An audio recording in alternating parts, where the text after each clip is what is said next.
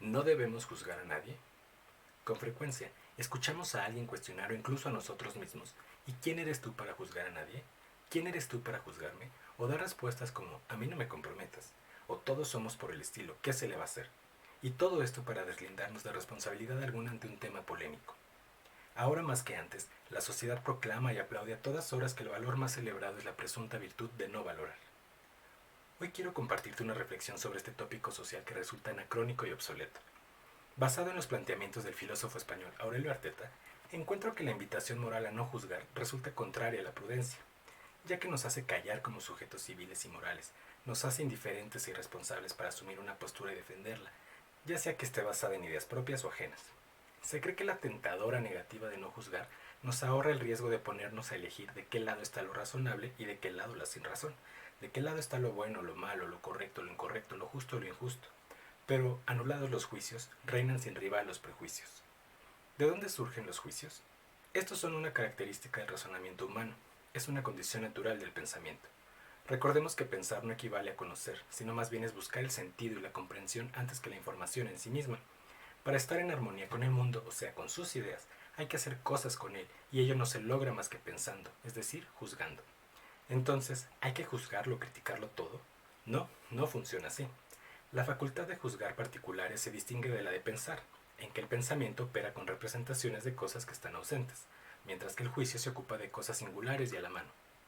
El pensar transcurre, por suerte, en la soledad de la conciencia. Si no, imagínate, todos sabrían que pensamos, si no siempre quizá fueran cosas aptas para todos los oídos. Pero el juzgar se realiza en el mundo de los hombres. Al juzgar, emitimos juicios prácticos para diferenciar bueno y malo, justicia e injusticia. Actuamos al intervenir en lo particular, porque antes somos capaces de juzgarlo y así de compartir el mundo con los demás, lo que obliga al pensamiento a ponerse en el lugar de los otros, a ser empáticos. El juicio es la más política de nuestras capacidades mentales. Al revalorizar nuestra opinión, revalorizamos la política, porque el debate es la esencia de la vida política. En cambio, la verdad segura rechaza el debate. Esto lo constatamos cotidianamente en las charlas políticas con nuestra familia y amigos, cuando damos una opinión sobre un político, cuando nos volcamos a debatir en las redes sociales cuál candidato tiene las mejores propuestas. Así, no pensar conduce a no juzgar.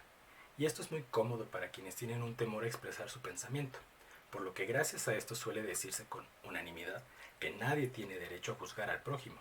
Y si habremos de hacerlo, que sea juzgando a amplios grupos o tendencias generales, pero no refiriendo a nombres propios. ¿Y por qué no hacerlo? ¿En verdad demuestra más refinamiento quien habla en términos generales denotando que todos los gatos son pardos y todos nosotros igualmente culpables?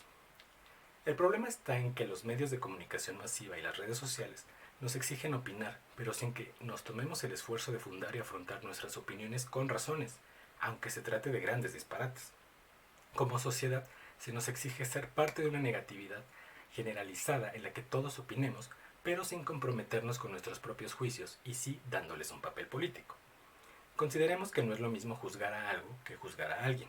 Juzgar a alguien es juzgar sus ideas, actos específicos o su trayectoria, pero no su conciencia ni reducirlo como persona a causa de eso que le estimamos o reprobamos. Juzgar a algo implica, queramos o no, exponernos a juzgar a alguien, pero porque son defensores o detractores de algo, ya sea una conducta, un proyecto o un régimen político. Se trata de no ser reacios a dar nuestro parecer ciudadano públicamente. Si lo expresamos con valor argumentativo y del modo más objetivo posible, nadie tendría por qué ofenderse. Como se dice por ahí, las palabras no ofenden, sino las intenciones.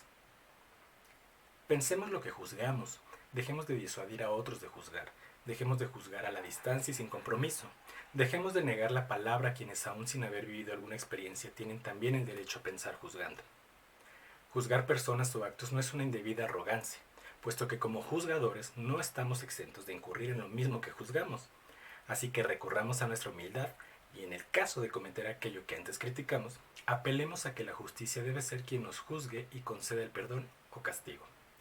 Suena sencillo de hacer, pero ante un mundo polarizado por la opinología en las redes sociales, suele ser el mar de cibernautas quien juzgue sin pensar.